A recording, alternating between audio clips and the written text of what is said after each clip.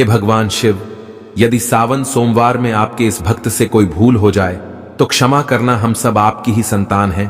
और जो इस वीडियो को लाइक करें उसके दुख दर्द और गरीबी को दूर कर देना लायक जरूर करें। सावन की हार्दिक शुभकामनाएं दोस्तों।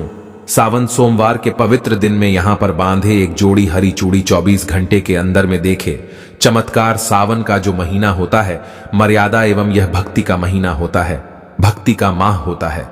सावन के पूरे महीने पर भगवान भोलेनाथ जी का नियंत्रण माना जाता है। कालों के भी काल कहे जाने वाले महाकाल शिव शंभू को सावन का महीना बहुत ही खूबसूरत लगता है। इस समय सूखे पड़े बंजर, सूखे पड़े बाग खिलखिला उठते हैं, चारों ओर हरियाली ही हरियाली दिखाई होती है। सावन का महीना लड्डू गोपाल श्री कृष्ण को अति प्रिय है। अपने बाल गोपाल रूप में भगवान लड्डू गोपाल वृंदावन में सावन में स्नान अवश्य करने आते हैं। श्री कृष्ण सखियों के साथ मिलकर वर्षा आदि में स्नान करते हैं और नृत्य आदि करते। दोस्तों, ऐसा माना जाता है कि सावन के पूरे महीने भर भगवान भोलेनाथ जी की पूजा पाठ करने से वह शीघ्र ही प्रसन्न होते हैं। सावन का पूरा महीना भगवान भोलेनाथ का प्रिय महीना है। इसकी अनेक पौराणिक कथाएं एवं धार्मिक मान्यताएं भी हैं। दोस्तों, जनसाधारण लोग किसी और महीने में संयम नियम का पालन करें या ना करें, लेकिन सावन के महीने में संयम एवं नियम का पालन जरूर करते हैं। सावन में जो लोग व्रत आदि करते हैं तो उन्हें पूरे महीने भर लहसुन प्याज तथा किसी का झूठा भोजन भी नहीं करना चाहिए, क्योंकि इस समय व्रतधारी भगवान शिव की शरण में होता है। तो आप कोई भी ऐसा पाप ना करें जिससे भगवान शिव क्रोधित हो जाएं। तो आज की जो वीडियो है बहुत ही सुंदर है, ज्ञानवर्धक जानकारी है। इस वीडियो को अपने फायदे के लिए जरूर पूरा देखना है, क्योंकि अधूरा ज्ञान हमेशा अधूरा फल ही देगा और भगवान शिव का अपमान भी माना जाएगा। इसलिए सावन के शुभ अवसर पर वीडियो को अंत तक जरूर देखें और कमेंट में अपनी राशि जरूर डाल दीजिए। यदि हमारे पास कोई उपाय होगा तो वह आकर हम आपके कमेंट के रिप्लाई में जरूर बताएंगे। सावन के महीने की विशेष महत्व कुछ इस प्रकार से है। दोस्तों, सावन के महीने में ही समुद्र मंथन हुआ था। सावन के महीने में ही माता लक्ष्मी उत्पन्न हुई थी और माता लक्ष्मी को धन की देवी का दर्जा सावन के महीने में ही प्राप्त हुआ था। सावन के महीने में ही भगवान भोलेनाथ भूलोक पर आ जाते हैं और भूलोक पर जिनके घर पर यथावत शिवलिंग रखा हुआ होता है तो उनके घर में भगवान आशंक के रूप में जरूर आते हैं। दोस्तों, इस माह में भगवान विष्णु योग निद्रा में चले जाते हैं तो सृष्टि का जो भार होता है वह भगवान भोलेनाथ संभालते हैं। तो आज की जो वीडियो का विषय है बहुत ही सुंदर है कि इस वृक्ष पर बांधे 2 जोड़ा हरी चूड़ी आपकी हर इच्छा शीघ्र ही पूर्ण होगी। और इस वृक्ष पर सावन में अगर हरी चूड़ी बांधते हैं तो आपकी सभी मनोकामना शीघ्र ही पूर्ण होगी ही होगी और आपका आने वाला समय भी सुगमता पूर्वक से गुजरेगा। और कैसी भी आपके जीवन में जो परेशानी चल रही हो वह परेशानी भी समाप्त हो जाएगी। अच्छी चूड़ी सभी समुदाय के लोग पहनते हैं। हिंदू, मुस्लिम, सिख, ईसाई सभी लोग अपने हाथों में चूड़ियां अवश्य धारण करते हैं। कोई इसे बैंगल्स बोलता है तो कोई इसे कड़े, कोई इसे चूड़ी आदि बोलता है, लेकिन चूड़ी का महत्व सर्वप्रिय है। देवी देवताओं को अति आकर्षित करने वाली चूड़ियां मानी जाती हैं, खासकर माता रानी। जो महिला चूड़ी पहनकर, दोस्तों, अगर आप भी भोलेनाथ के सच्चे भक्त हैं तो कमेंट बॉक्स में ओम नमः शिवाय जरूर लिखना। और अगर आप भोलेनाथ से प्यार करते हैं तो 1 लाइक जरूर करें। दोस्तों, भगवान भोलेनाथ जी को यह 3 वृक्ष अत्यंत प्रिय है और इस वृक्ष की पूजा करने से शिव पूजा करने का ही फल प्राप्त होता है। दोस्तों, इस वृक्ष के बारे में शास्त्रों में यह भी कहा जाता है कि मनुष्य जाति के जन्म कल्याण के लिए स्वयं भगवान भोलेनाथ एवं माता पार्वती इन वृक्षों के रूप में भूलोक पर अवतरित हुए थे, अर्थात भूलोक पर जन्म लिया था। तो आइए इस वीडियो में जानते हैं सावन में हरी चूड़ी का महत्व। दोस्तों, हरा रंग सौभाग्य एवं उल्लास का प्रतीक माना जाता है, जो मन को शीघ्र ही आनंदित करता है। हरा रंग प्रकृति का वह स्वरूप है। हरा रंग प्रकृति का स्वरूप माना जाता है और माता पार्वती भी प्रकृति है एवं भोलेनाथ को पुरुष माना जाता है। दोस्तों, हरे रंग का उदाहरण कुछ इस प्रकार से है जैसे सावन में भगवान शिव जी को चढ़ाए जाने वाले बेलपत्र, धतूरा, भांग एवं दूब हरे रंग की होती है। दोस्तों, प्रकृति निर्माण करने वाले भगवान भोलेनाथ हरे रंग से अति शीघ्र ही प्रसन्न होते हैं। सावन में जो महिला हरे रंग की चूड़ी पहनती है, हरे वस्त्र धारण करती है, उन्हें अखंड सौभाग्य की प्राप्ति होती है। दोस्तों, इसलिए कहा जाता है जितनी भी माताएं बहनें हैं उन्हें पूरे सावन के महीने में हरे रंग की चूड़ी जरूर पहननी चाहिए, हरे वस्त्र जरूर धारण करने चाहिए।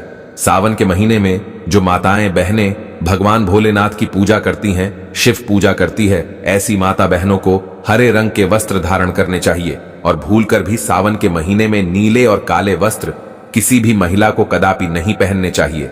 ऐसा माना जाता है कि इस रंग के कपड़े पहनने से महिला के पति पर कष्ट आते हैं और उनके पति की आयु कम हो जाती है। तो दोस्तों, इस वृक्ष पर किसी भी सावन सोमवार के दिन या सावन में किसी भी समय जरूर बांधे। हरी चूड़ी दुर्भाग्य आपका सौभाग्य में बदल जाएगा। कैसी भी आपके ऊपर परेशानी हो, गरीबी हो, कष्ट हो, कर्ज हो, तकलीफ हो, जीवन में जो परेशानी हो, वह सारी समस्याएं समाप्त हो जाएंगी। दोस्तों, केवल एक ही सोमवार के दिन अगर आप यह उपाय करते हैं, हरी चूड़ी इस वृक्ष पर बांधते हैं, तो आपके जन्म जन्मांतर की गरीबी भी मिट जाती है और शीघ्र ही आपके एक ही सोमवार के दिन यह उपाय करने से मनोकामना पूर्ण होगी। तो दोस्तों, वह वृक्ष कौन से हैं? आइए जानते हैं। प्रथम वृक्ष है शमी का वृक्ष। शमी के वृक्ष के बारे में ध्यान से सुनिए। तो शमी का वृक्ष माता पार्वती का एवं भगवान भोलेनाथ जी का मिश्रित स्वरूप कहा जाता है। इसलिए दोस्तों, शमी के वृक्ष को उमा महेश्वर वृक्ष भी कहा जाता है। पूरे सावन भर शमी के वृक्ष पर माता पार्वती एवं भगवान भोलेनाथ जी का वास माना जाता है।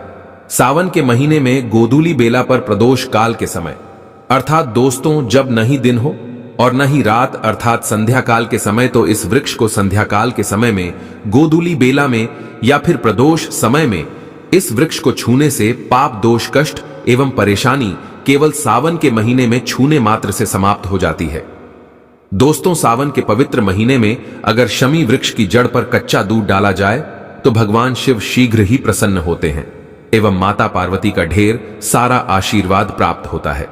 दोस्तों, शमी के वृक्ष का महत्व कुछ इस प्रकार से है। भगवान राम रावण पर आक्रमण करने के पूर्व भगवान राम ने शमी वृक्ष की पूजा की थी और पांडवों ने अपने दिव्य हथियार भी शमी के वृक्ष के नीचे में दबाए थे। शमी का वृक्ष जिस घर में लगा होता है उस घर का कल्याण हो जाता है और उस घर में सभी प्रकार के भौतिक सुख का वास माना जाता है। तो दोस्तों, सावन के किसी भी सोमवार के दिन शमी वृक्ष पर उमा महेश्वर का ध्यान करते हुए 2 जोड़ी हरी चूड़ी एवं हरे रंग का रिबन जरूर बांधना चाहिए, या फिर हरे कलर का जो भी आपको श्रृंगार आदि मिल जाए वह आपको जरूर बांधना चाहिए, जैसे कि हरे रंग की मेहंदी, हरे रंग की बिंदी आदि या हरी चूड़ियां जरूर बांधनी चाहिए। दोस्तों, कैसी भी आपकी मनोकामना हो वह एक ही बार में पूर्ण हो जाएगी, क्योंकि इस खास समय पर यानी सावन के समय में भगवान शिव खास तौर पर वास करने आते हैं धरती पर और शमी के वृक्ष में स्थायी रूप से वास करते हैं। शमी का वृक्ष छूने मात्र से आपकी मनोकामना शीघ्र ही पूर्ण हो जाएगी। पूरे सावन भर अगर शमी के पत्ते भोलेनाथ जी को उनकी पूजा में चढ़ाते हैं तो इससे अष्टलक्ष्मी आपके घर में वास करती है। आपके घर में कैसी भी गरीबी हो, दरिद्रता हो, दुख हो, परेशानी हो, गरीबी हो, बीमारी हो, सब समाप्त हो जाती है और पूर्ण रूप से आपके घर में भौतिक सुख आकर के निवास करने लगते हैं। दोस्तों, दूसरा वृक्ष है धतूरे का वृक्ष। धतूरे का वृक्ष भगवान भोलेनाथ के उग्र रूप काल भैरव के अंश से उत्पन्न हुआ है। ऐसी मान्यता है कि शिवलिंग पर धतूरे के पत्ते या पुष्प फल चढ़ने से राहु, केतु एवं शनि के कुप्रभाव समाप्त होते हैं। धतूरे के वृक्ष पर सावन के किसी भी सोमवार के दिन अगर 2 जोड़ी हरी चूड़ी बांधे तो शत्रुओं से छुटकारा मिलता है एवं शत्रुओं का सर्वनाश होता है। और दोस्तों, सावन सोमवार के दिन धतूरा का वृक्ष छूने मात्र से भगवान शिव आपके घर में दौड़े चले आएंगे। दोस्तों, अगर सावन के किसी भी शनिवार के दिन धतूरा के वृक्ष पर बाबा काल भैरव का ध्यान करते हुए हरी चूड़ी अगर बांधी जाए तो घर से भूत प्रेत बाधाएं सब नष्ट हो जाती हैं, भस्म हो जाती है एवं छोटे से धतूरे की जड़ अगर घर के किसी भी कोने में छुपा दी जाए या घर में जमीन में गाड़ दी जाए तो भूत प्रेत इत्यादि का वास घर में कभी नहीं होता है। घर से सभी बाधाएं शिव के वास होने से भाग जाती हैं। दोस्तों, जो तीसरा वृक्ष है वह है बेल का वृक्ष। अगर भगवान शिव को बेलपत्र ना चढ़ाए जाए तो सावन का व्रत अधूरा माना जाता है और बिना पत्र चढ़ाए ही शिवलिंग पर जल भी व्यर्थ हो जाता है। इसलिए जब भी आप भगवान शिव पर बेलपत्र चढ़ाए तो 5 बेलपत्रों पर उसके ऊपर में श्री राम अवश्य लिखें।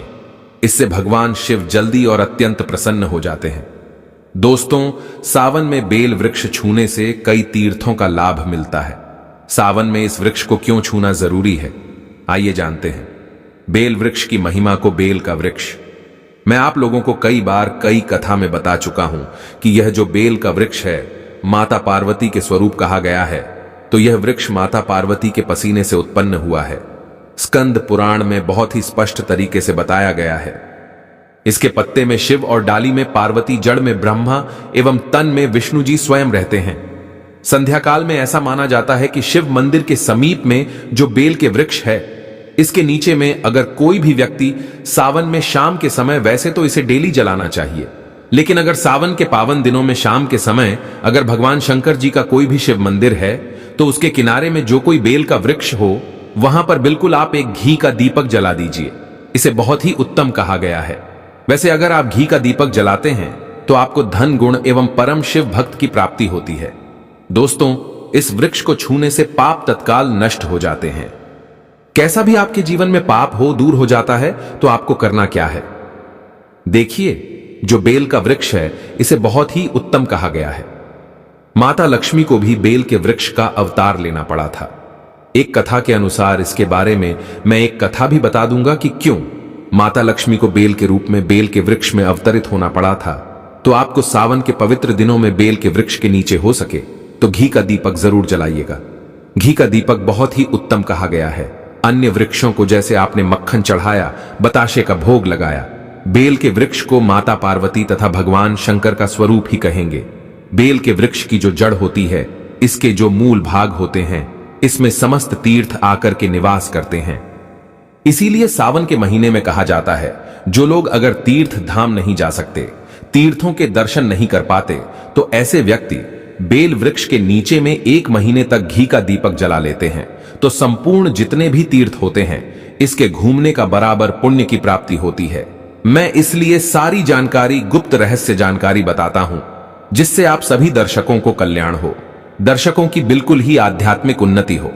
सभी को धन की जरूरत नहीं होती, किसी को पुण्य की प्राप्ति की जरूरत होती है।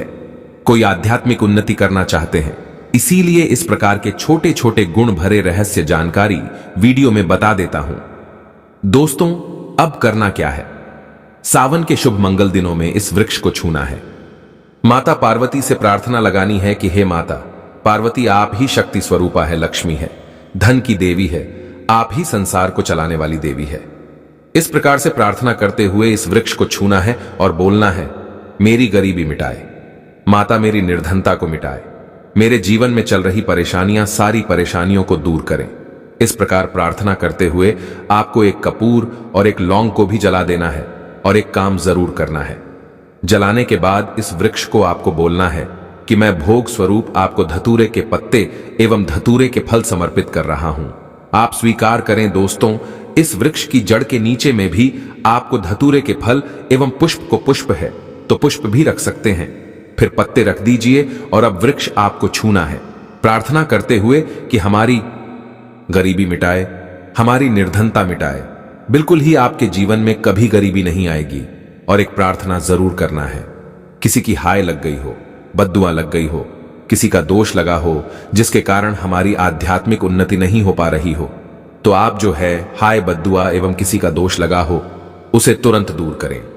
शनि राहु केतु का अगर दुष्ट प्रभाव लग रहा हो, नवग्रहों में से कोई नवग्रह हमें पीड़ित कर रहा हो, या फिर किसी भी हमारे पूर्वजों द्वारा किसी भी प्रकार का हमें पितृदोष लगा हो, क्योंकि पितृदोष लगने के कारण व्यक्ति की आत्मिक उन्नति भी नहीं हो पाती, तो आप बोलना कि समस्त प्रकार के दोषों को आप दूर करें, अपने अंदर में खींच लीजिए और आप हमें दोष मुक्त कर दीजिए। तो इस प्रकार से आपको यह प्रार्थना करनी है। और एक काम आपको जरूर करना चाहिए, आपको सावन के समय धर्म शास्त्रों में कहा गया है, बहुत सारे लोग भी बताते हैं, हमारे गुरुजी भी कहा करते थे, सावन के दिन अगर बेल के वृक्ष की जड़ में मिश्रित युक्त मिश्री, जो मिश्री आती है खड़ी खड़ी, आप सभी दर्शकों को जरूर पता होगी, शक्कर टाइप की होती है, तो आपको मिश्री डला हुआ दूध अगर आप इनकी जड़ में डालते हैं, तो ऐसा कहा गया है कि ऐसा व्यक्ति कभी निर्धन नहीं होता। ऐसे व्यक्ति के जीवन से किसी भी प्रकार से अगर लक्ष्मी रुष्ट हो चुकी हो, ऐसे व्यक्ति पर मां लक्ष्मी भी प्रसन्न होती है, ऐसे व्यक्ति के जीवन में धन का अभाव नहीं होता, ऐसे व्यक्ति फिर निरोग रहते हैं, निरोग काया प्राप्त होती हैं। आप चाहते हैं तो यही क्रिया निम्न के वृक्ष पर भी कर सकते हैं। निम्न के वृक्ष पर माता लक्ष्मी निवास करती है, समस्त दैवीय शक्ति निवास करती है निम्न के वृक्ष में। अगर आप जो है सावन के शुभ मंगल दिनों में आपको एक गिलास या फिर एक लोटे सामर्थ्य के अनुसार तांबे के लोटे में आपको दूध डाल करके इनके अंदर जो है अभिषेक करना चाहिए, इनकी जड़ में डालना चाहिए, लेकिन आपको मीठा दूध ही डालना है। मिश्री मिला हुआ दूध आपको चढ़ाना है, इनकी जड़ में डालना है और गरीबी मिटाने की प्रार्थना करनी है। या फिर जिन लोगों पर कर्जे का भार है वह लोग बोल सकते हैं कि हमारे कर्जे का भार दूर हो, या फिर जीवन में जो किसी भी प्रकार की जो परेशानी है वह परेशानी भी बोल देना। वह परेशानी तत्काल ये वृक्ष समाप्त करते हैं और आपको इसे छू करके आ जाना है। दोस्तों, सावन में आप इन वृक्षों को जरूर छुएं, आपका कायाकल्प हो जाएगा। भगवान शिव आपके ऊपर मेहरबान हो जाएंगे, आपकी भक्ति की कामना आराधना पूर्ण हो जाएगी। तो अगर आप महादेव की कृपा प्राप्त करना चाहते हैं और उन्हें अपने घर पर बुलाना चाहते हैं तो कमेंट बॉक्स में लिखें, भगवान शिव आपका स्वागत है। हमारे घर में हर हर महादेव, ओम नमः